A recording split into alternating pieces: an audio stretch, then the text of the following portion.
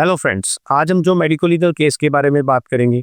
यहाँ पे जो इशू है कि पेशेंट की बाईपास के बाद डेथ हो गई इंटेस्टाइनल परफोरेशन के कारण। इनिशियली ये स्टेट काउंसिल महाराष्ट्र का केस था।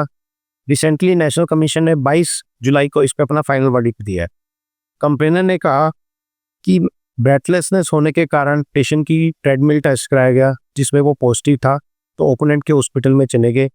ओपोनेंट के हॉस्पिटल वालों ने एंजियोग्राफी की, वो भी उसमें सिग्निफिकेंट ब्लॉकेज थी। इन्होंने कहा कि बाईपास ज़्यादा बेटर रहेगा, जिसके लिए हम एडमिट हो गए। रूटीन हमारे सारे टेस्ट हुए, उसके बाद इन्होंने बाईपास सर्जरी कर दी। 3 दिन तक हमें सीसीयू में रखा।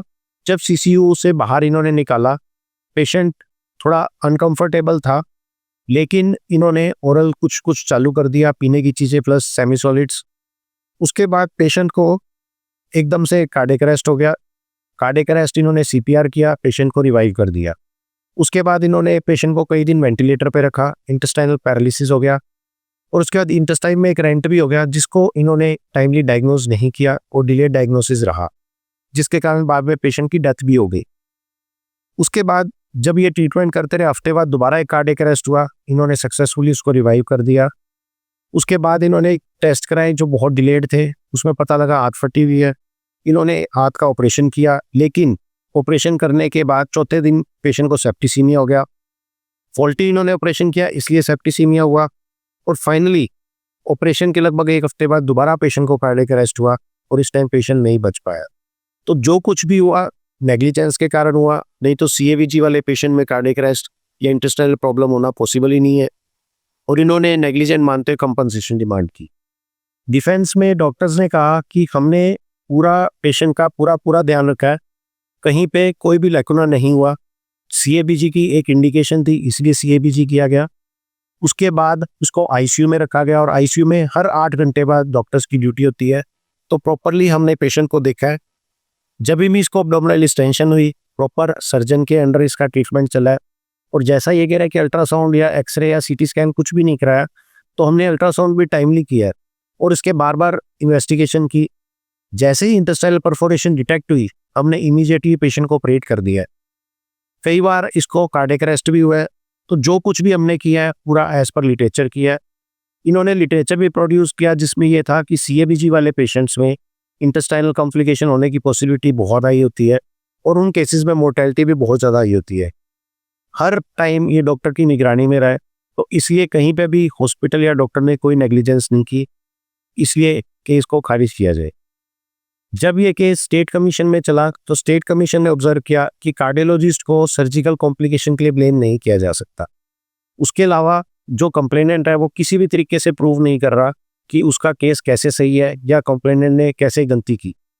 तो इन्होंने कहा कि जो डॉक्टर के नोट्स हैं या जो नर्सिंग स्टाफ के नोट्स हैं, उसके हिसाब से क्लियरली ये दिख रहा है कि पेशेंट की जैसी परफोरेशन हुई, इन्होंने टाइमली डायग्नोज की और उसको टाइमली ट्रीट भी किया। तो इसलिए इन्होंने ना नेग्लिजेंस मानते हुए इस केस को एडमिशन के टाइम ही डिसमिस कर दिया।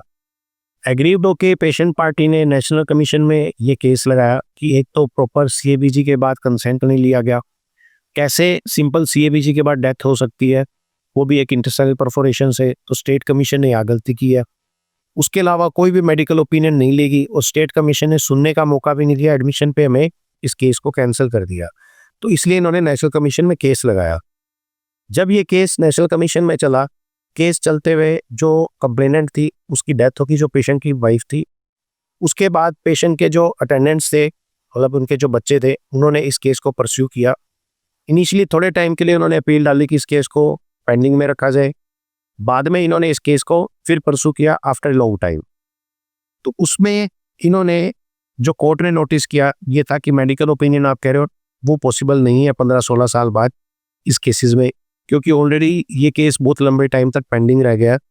अब आप अगेन बोलो कि भाई मेडिकल ओपिनियन लो, तो वो दोबारा पेंडिंग लंबे टाइम तक रहेगा। तो इन्होंने इस चीज़ पे इसको कैंसिल कर दिया। उसके बाद जो इन्होंने पेशेंट की फाइल और नोट्स देखे कि डॉक्टर ने 29/10 को नोटिस किया अब्डोमिनल डिप्रेशन हुई है। उसके बाद पेशेंट बीच बीच में स्टूल भी पास करता रहा और सेम डे पेशेंट को कार्डियक अरेस्ट हो गया। इसलिए इन्होंने अल्ट्रासाउंड नेक्स्ट डे एडवाइस किया, उससे नेक्स्ट डे अल्ट्रासाउंड हो गया। उसमें कहीं भी परफोरेशन नहीं थी। अब इनके सामने जो इश्यू था, क्या इन्वेस्टिगेशन करने में डिले हुआ है, तो इन्होंने ऑब्जर्व किया कि जैसे ही बार बार ये टेस्ट करा रहे थे, कहीं पे भी कोई भी डिले नहीं हुआ है। जैसे ही इन्होंने परफोरेशन आइडेंटिफाई की, कुछ ही घंटों में सर्जरी कर दी गई, जबकि पेशेंट ऑलरेडी वेंटिलेटर पे था, क्रिटिकल कंडीशन थी, जो डॉक्टर्स और नर्स के नोट से बिल्कुल इजीली प्रूव हो रहा है। तो जो स्टेट का इन्होंने डिसीजन था, वही इन्होंने डिसीजन को बरकरार रखा और अपील को रिजेक्ट कर दिया। टेक होम मैसेज की बात करें फ्रेंड्स, हमेशा कभी भी जो आपकी केस फाइल है उसमें डॉक्यूमेंटेशन हमेशा प्रॉपरली करें। अगर आप प्रॉपर डॉक्यूमेंटेशन करते हैं, जैसे इस केस में हुआ कि नर्स के नोट्स और डॉक्टर के नोट्स कोइंसाइड कर रहे हैं, तो बहुत बार ऐसा होता है कि नर्सिंग नोट्स पे कुछ और लिखा जा रहा है, डॉक्टर नोट्स में कुछ और लिखा जा रहा है, तो ऐसे में बहुत प्रॉब्लम आती है। तो हमेशा डॉक्यूमेंटेशन प्रॉपरली करें एंड टाइमली करें। अगर आप डॉक्यूमेंटेशन प्रॉपरली करते हैं तो कोर्ट को दिखता है कि एक्चुअल में आपने ये चीज़ की है। आप कितना भी कुछ कर लें, अगर डॉक्यूमेंटेड नहीं है तो कोर्ट उसको मानता है कि आपने नहीं किया। तो हमेशा जो कुछ भी आप कर रहे हैं उसको डॉक्यूमेंट जरूर करें। कभी भी जो एडवर्स आउटकम है उसको नेग्लिजेंस नहीं माना जा सकता। हाँ, एडवर्स आउटकम हुआ उसके बाद आपका जो प्रयास है वो प्रॉपरली होना चाहिए, या अगर पेशेंट को रेफर करना है तो टाइमली रेफर होना चाहिए। यदि ऐसा होता है तो मैक्सिमम टाइम्स कोर्ट आपको नेग्लिजेंट नहीं मानता। Last but not the least, court हमेशा एक्सपेक्ट करता है कि आप एक एवरेज स्टैंडर्ड का केयर जरूर दें।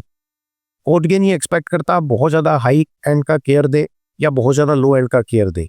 अगर आप ये प्रूव करते हैं कि मैंने एक एवरेज स्टैंडर्ड ऑफ केयर दी है तो आपको नेग्लिजेंस नहीं माना जाएगा। Thank you friends. आपकी कोई भी क्वेरी है या आपके कोई क्वेश्चंस है तो इस वीडियो के नीचे कमेंट्स पे आप अपने क्वेश्चन पूछ सकते हैं। इस वीडियो को अधिक से अधिक शेयर और सब्सक्राइब करें ताकि लोग और हर डॉक्टर को पता हो और वो अपनी प्रैक्टिस आराम से कर सके। Thank you friends.